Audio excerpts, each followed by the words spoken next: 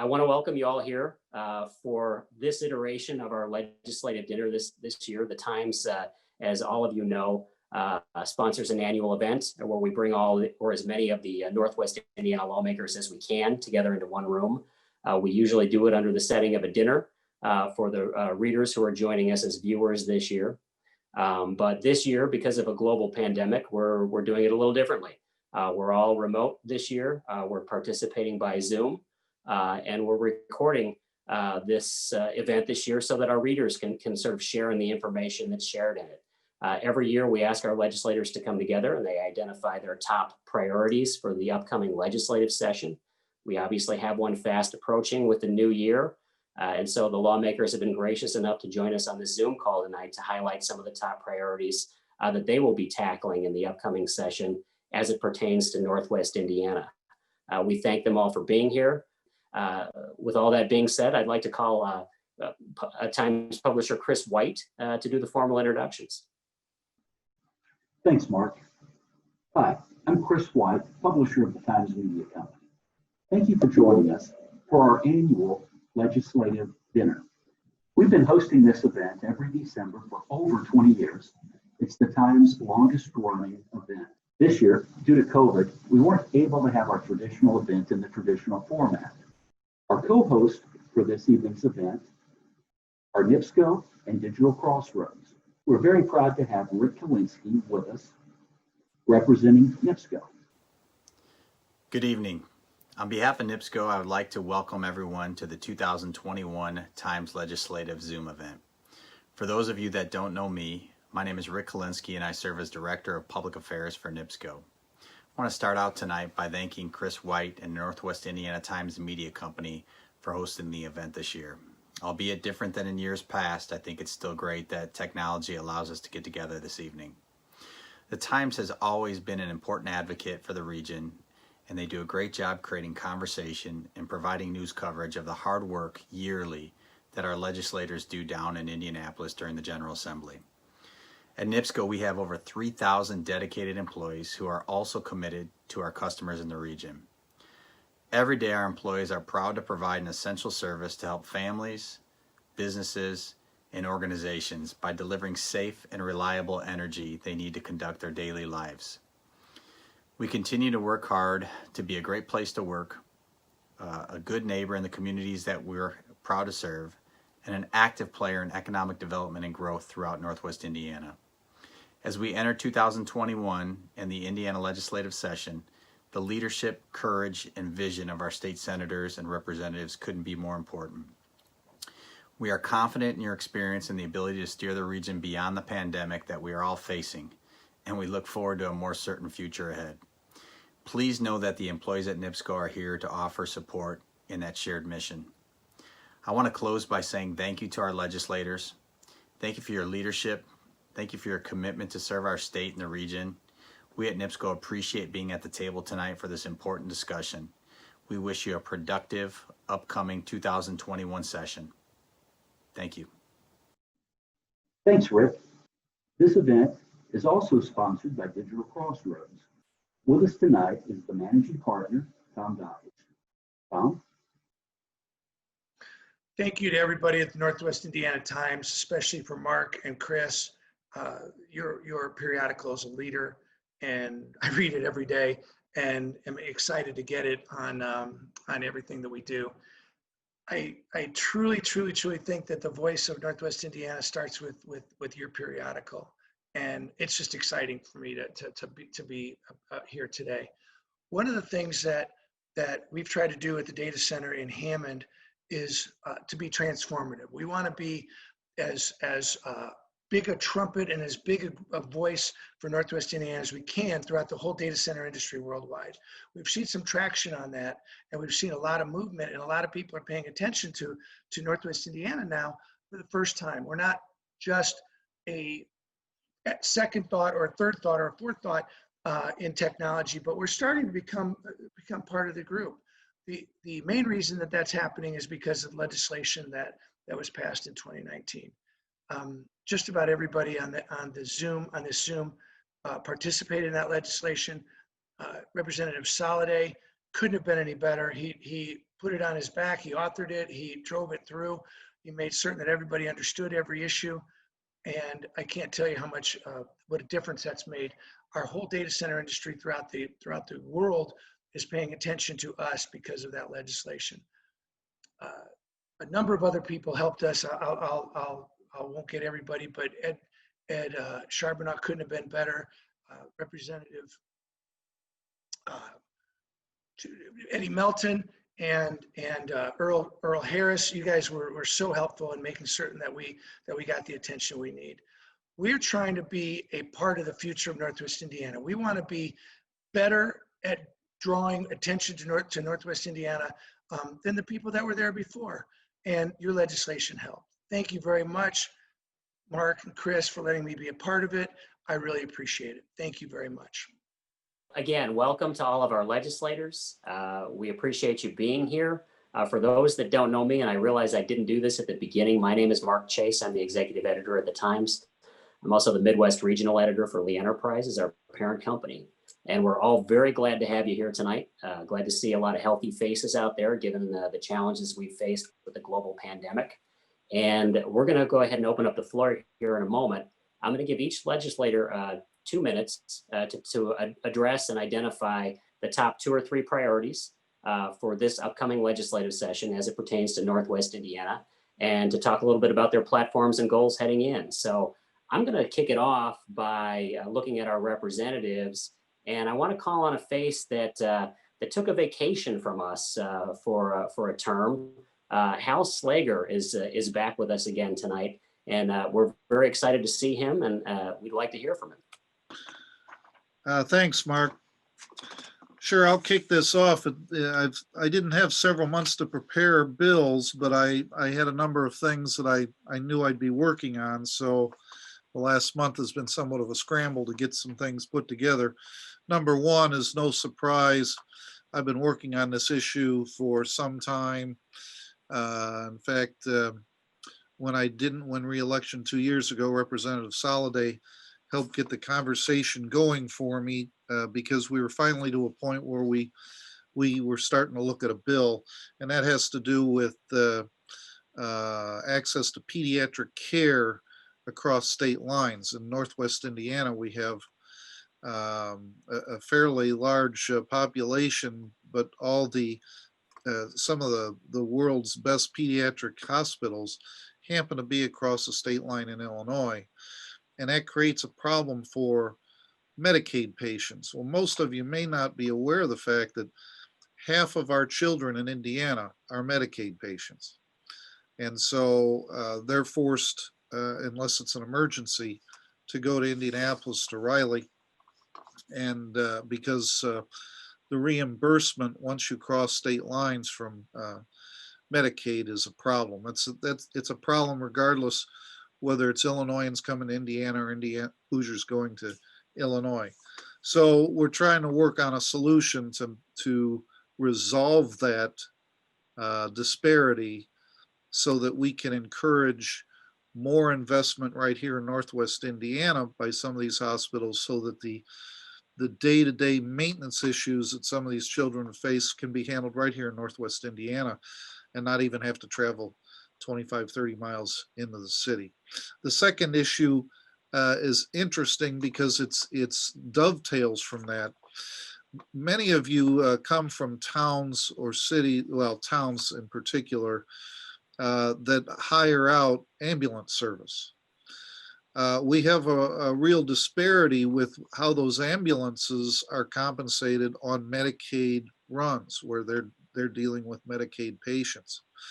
Interestingly, the municipal services, ambulance services that are run by towns, for instance, my town of Cherville happens to have their own ambulance service, and I believe many of the cities do.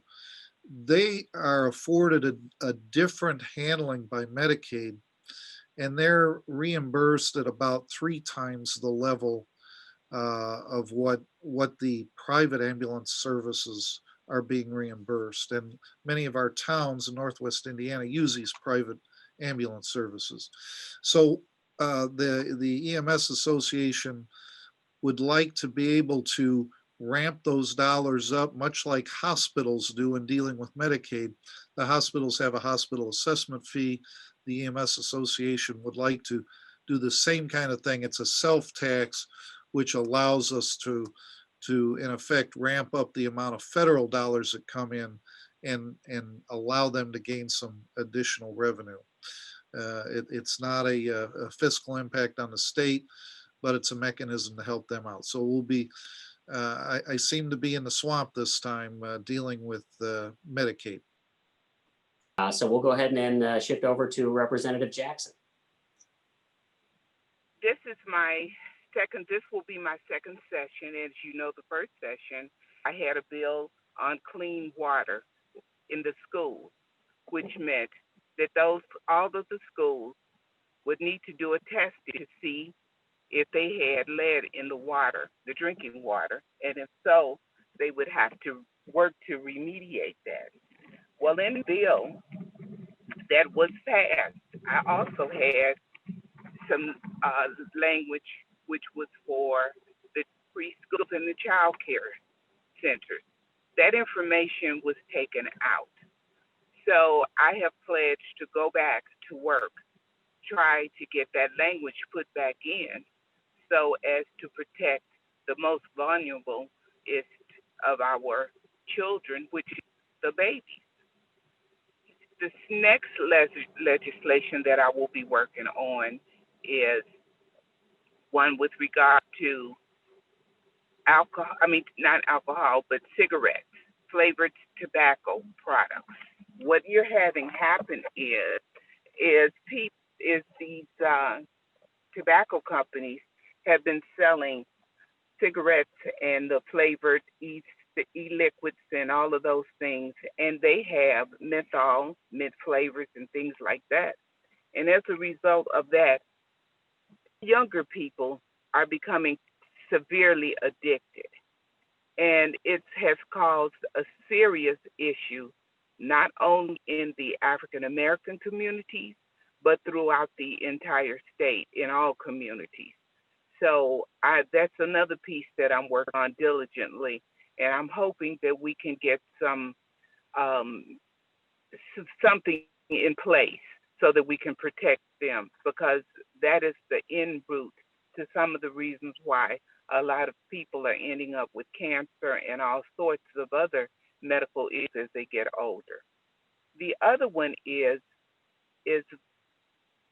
that I feel very strongly with is mental health evaluations for our law enforcement agencies, all of them, all across the state. As you know, I used to work in law enforcement. So many things happen that you don't hear about, you don't read about in the newspaper because it's not enough, as you know, to put all of those points in the newspaper. But officers come in contact with blood-borne pathogens. They come in contact with gunshot victims, domestic violence, and so many things. And we are human, they are human. And these issues, in a lot of sense, they affect them mentally. And even though they have the strong front when they are out in public because they are paid to represent us that way, but reality is they need help, need assistance too. And a lot of times they are not willing or feel like they should step up to the plate and ask for that help. So that is one of the other main topics that I would like to see passed in this session coming up, whereas the training boards and things will work with these individuals to get them the help that they need. Another thing is when they are deployed to the different military branches. When they come back, we don't know what trials, tribulations they've gone through with that. Those are other things that can possibly cause them to have a problem where they need to have an evaluation and these issues worked out. So those are the three topics that I'm looking at in this legislation coming. Representative, thank you very much. I am going to spin across the border to Representative Soliday, who I see on the call here. Well, thank you, Mark, and thanks to Tom and Chris and Mike for sponsoring the event. Probably touch just for a minute on what the whole session will all be involved in, and that's the budget. It'll be a tough one because none of us know where this revenue is going to wind up, particularly with the pandemic starting to become more serious. Second is redistricting. It'll be the 800-pound gorilla in the room, and we'll spend a lot of time working on redistricting. It happens to come through one of my committees. As for myself, Mike and I are bonding regularly on energy issues. And I would just say this: we've sort of arrived with the second floor in 3 words of mantra of where we stand. And that's one, we want to encourage renewables. They're here and there is a market for them. But different than California, we're not going to compromise reliability and affordability to get there.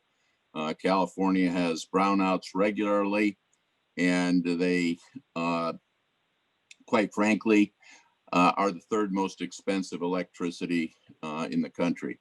And they basically overbuilt renewable too fast. And they, on a sunny day, they have too much and they can't sell it.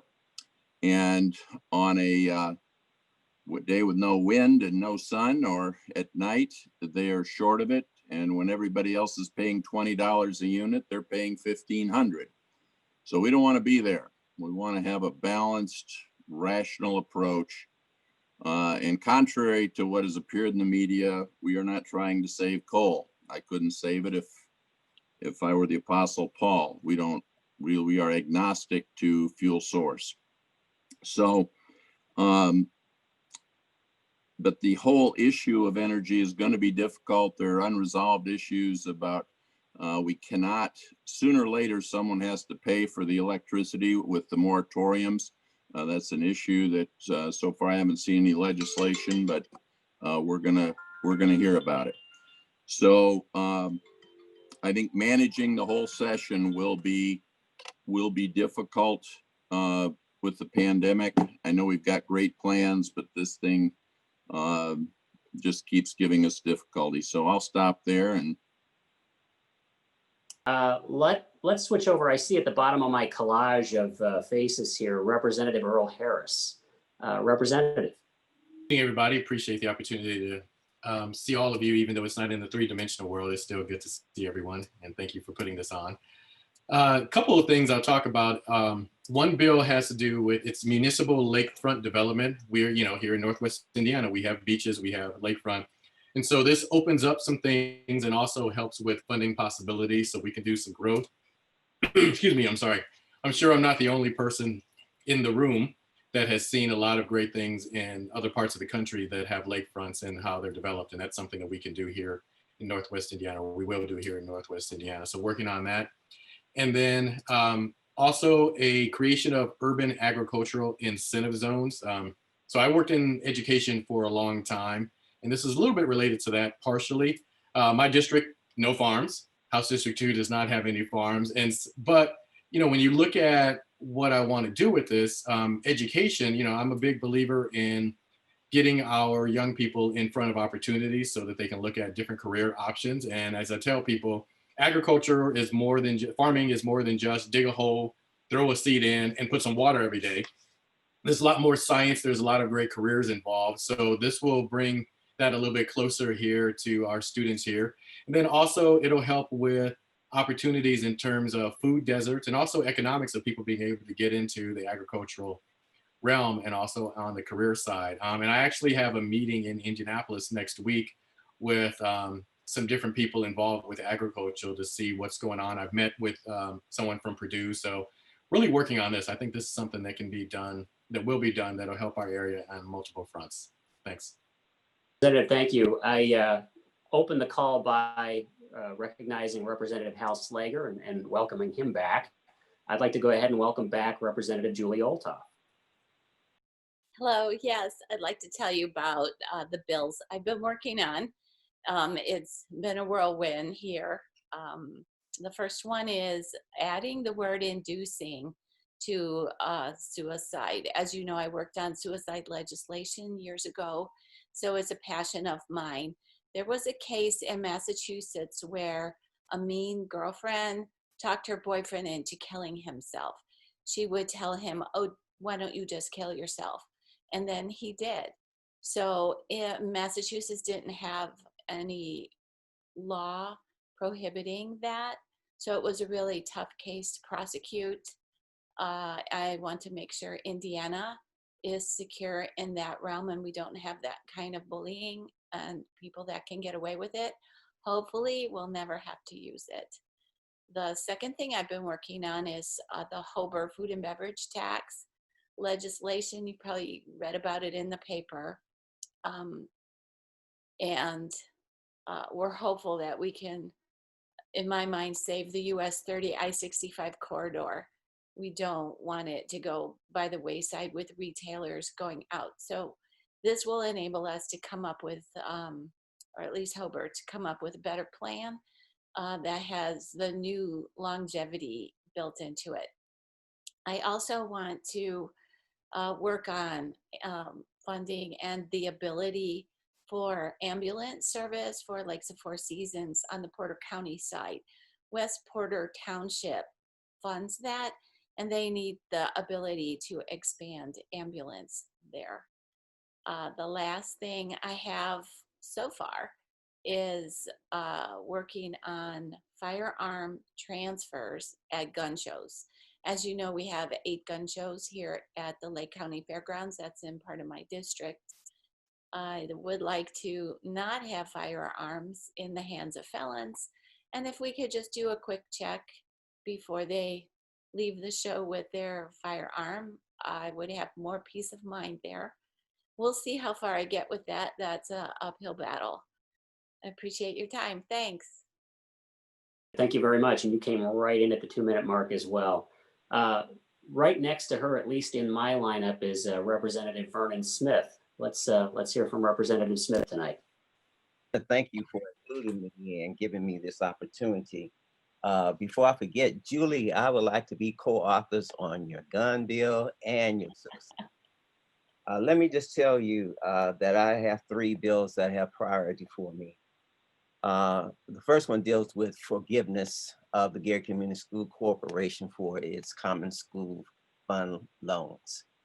I think that's important. We're getting back into a financially healthy position. We're focusing on improving the academics through our outside partner that's managing our schools. And we just like to have a reset for the Gary Community School Corporation. So I've introduced the bill in the past. It hasn't moved, but I've got to keep hope alive, okay? My next bill deals with bullying, which is what Julie was talking about. And I watched a series on bullying among school children and teenage suicides. It really affected me. You know, I guess I was only bullied one time I can think of, maybe in high school, because I had 6 older brothers and they thought differently. I was trying to be academic and they were being physical. So I didn't have to worry too much about people bullying me. But I witnessed it with others. But it was through this series that it really impacted me. I found myself tearing up a couple of times. This bill will require that acts of bullying must be reported to the alleged victim's parents and the alleged perpetrator's parents within 3 business days. It also says that an employee who reports an incident of bullying and follows the school policy is immune from a cause of action for damages arising from any failure to remedy the reported incident. Another aspect of that bill is the school administration must give priority to the victim of bullying when bullying is reported for the safety of the victim. And another aspect is that school districts are required to approve inter-district transfers of a victim of an act of bullying. And the last aspect of this bill says school board must have policies in place to ensure parents the right to review any audio visual materials that contains graphic, sexual, or violent content used in any anti-bullying or suicide prevention program. So that's the second bill. My third bill is at the request of Maryville's, the town of Maryville, and it deals with the food and beverage tax. We're hoping that we can join in with Hobart and try to make this become a reality for both communities. Thank you for the opportunity. Thank you, Representative. I see Representative Mike Aylesworth up on my screen. Mr. Aylesworth. Thank you, and thank you to our host tonight for holding this opportunity to visit with you a little bit. I think probably in a hallmark, one of my hallmarks in my career in politics is trying to make things work better or work right. The things that haven't had good intentions, they've had good intentions when they get started, but somehow they get off track. But anyway, back to my thoughts on the session. Representative Soliday hit it right on the head. We're going to have to deal with the budget issue. That's the biggie. How to handle COVID issue in everyday life, schools, public places. That's going to be a major issue, and something that will consume the last couple of weeks, and I'm glad Ed's on that committee and not me, is redistricting, which is always going to be a hot potato because different people's philosophies look at it differently. And it's sort of like arguing religion or politics in the family. Things, you don't change people's mind, you just get them mad. So it's going to be a challenge for all of us. Something I've been working on, I forgot to set my timer, Mark, so shut me off here if I run over, is a watershed commission development bill. I've been fortunate to be a part of the Kankakee Yellow River Basin Development Commission process, and Representative Soliday blazed the way with the Calumet Development Commission a few years ago. And I'd like to take that ability to make that application go statewide without going through the legislative process. If a local group wants to take a watershed and make a development commission and install the tax like the legislature put on in both the Little Cal and the Kankakee, then they should have the power to do that if the appointments are properly done through the county executive and all the bylaws are reviewed by the Department of Natural Resources. There are many areas in the state that have envied what we've done in Northwest Indiana with the Watershed Development Commission bills. And when I had meetings this summer with people, there was a lot of excitement about being able to take that concept statewide without going through the laborious process of legislation. The old methods that were in place, like forming a conservancy district, are very outdated and very cumbersome and very laborious.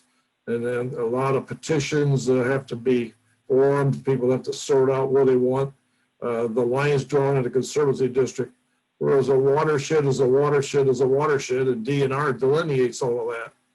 And that can be sorted out rather easily. So I think that's one of my primary bills I'm carrying, and I've got a couple other things. I got a list of them, but I don't know if you want to go through the list or not. I could bring you one of my pet peeves that I introduce every session. It's not going anywhere. I want speeds on the interstates to be uniform between trucks and cars.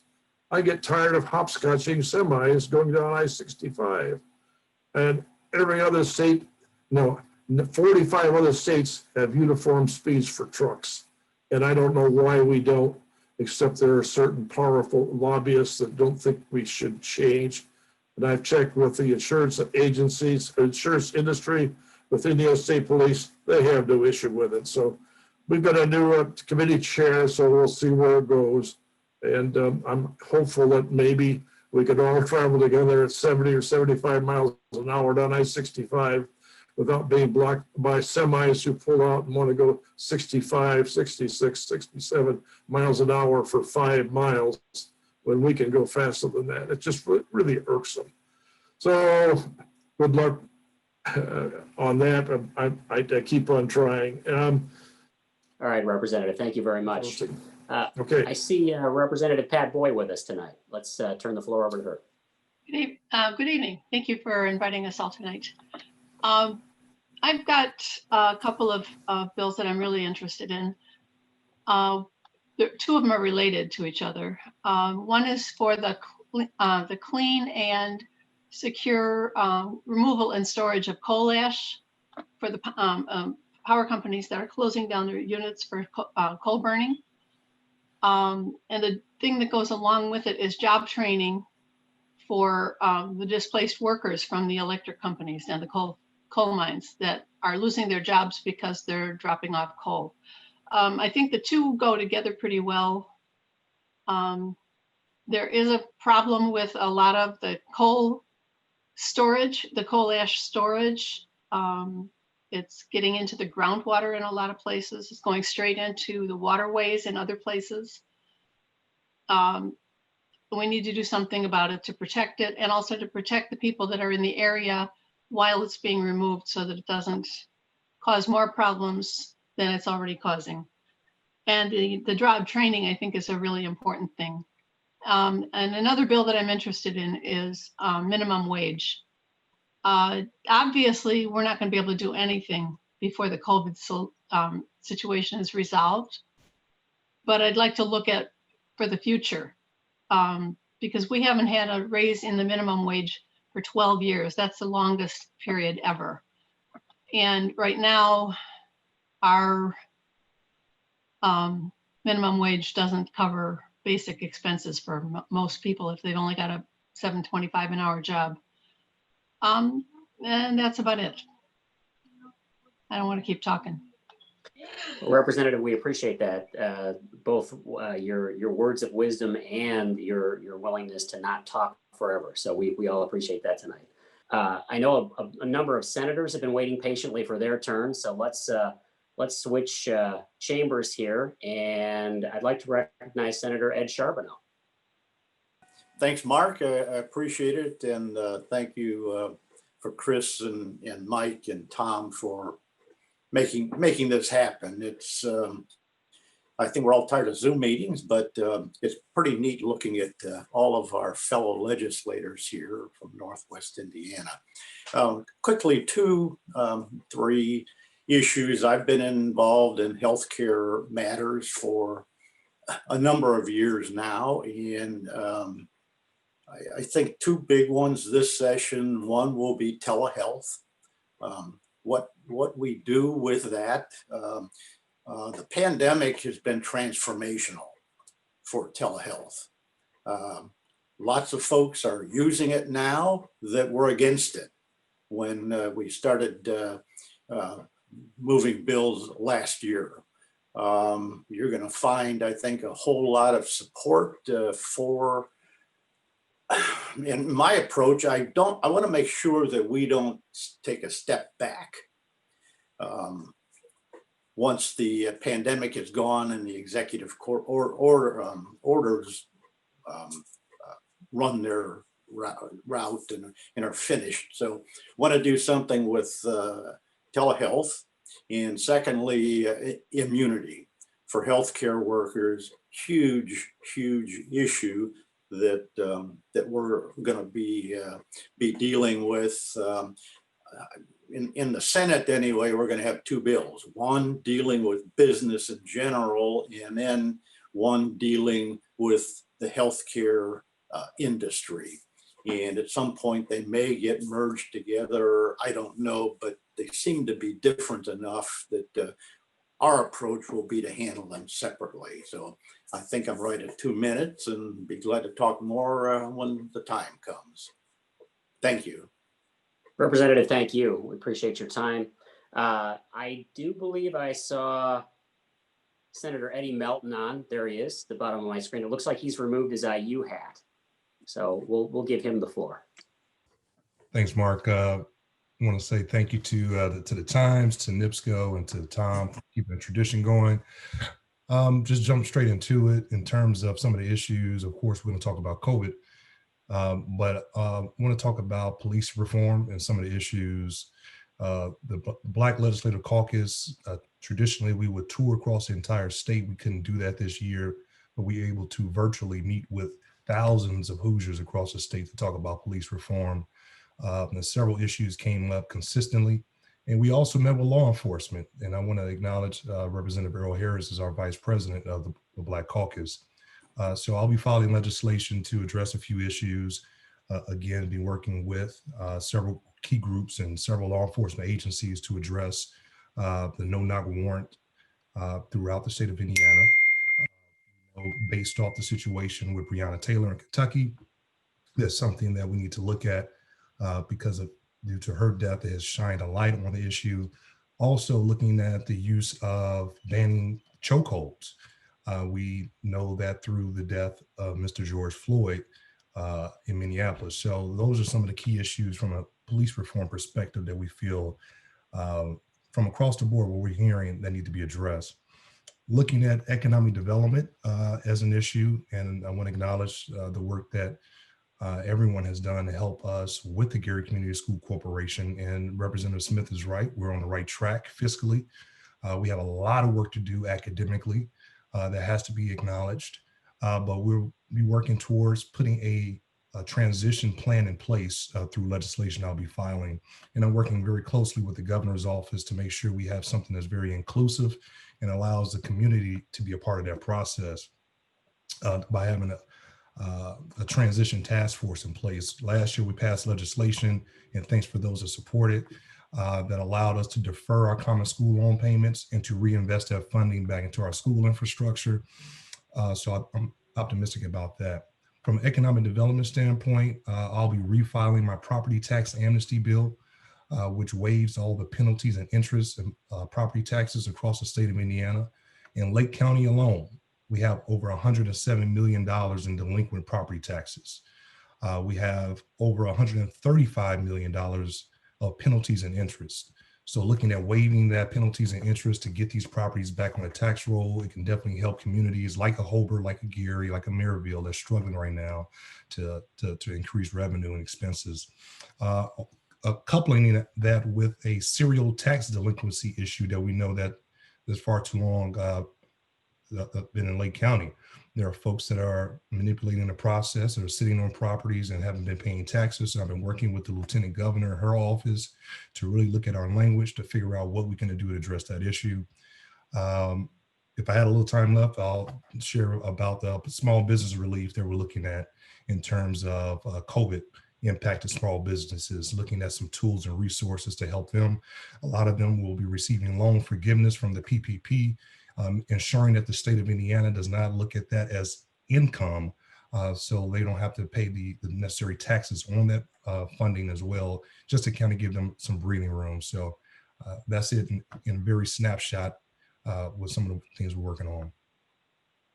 Senator, thank you very much. You're obviously hitting on some issues that have been resonating throughout the country this year in this very unusual 2020 that we've faced. Thank you all for sharing your views tonight, your top priorities for the upcoming legislative session. This has obviously been an unusual year, and we've ended at an unusual note when we couldn't get audio from a couple of folks. COVID-19 has created challenges for all of us. I appreciate everybody being here remotely tonight, and thank you, and be healthy as you go into this next legislative session. Dale Cooper started a program that is putting gardens in more than 50 local schools, helping kids get healthy food and learn where it comes from. People like Dale inspire us at NIPSCO, where we're transitioning from coal-powered generation to new lower-cost energy resources like wind and solar, making energy cleaner, reliable, and ultimately more affordable. Because like Dale, we're dedicated to leaving things better. Learn more about our Your Energy, Your Future plan at nipsco.com/future. We compete with Chicago every day for everybody's attention. What we do here in Indiana is better. The only mission critical data center in all of Indiana is located in Hammond. And the reason why is because of the unbelievable workforce, the amazing amount of people that can make this work, and the leadership. Keeping people in Northwest Indiana is an important part of what we do. Make it such that you are able to stay here and have not just jobs, but to have careers.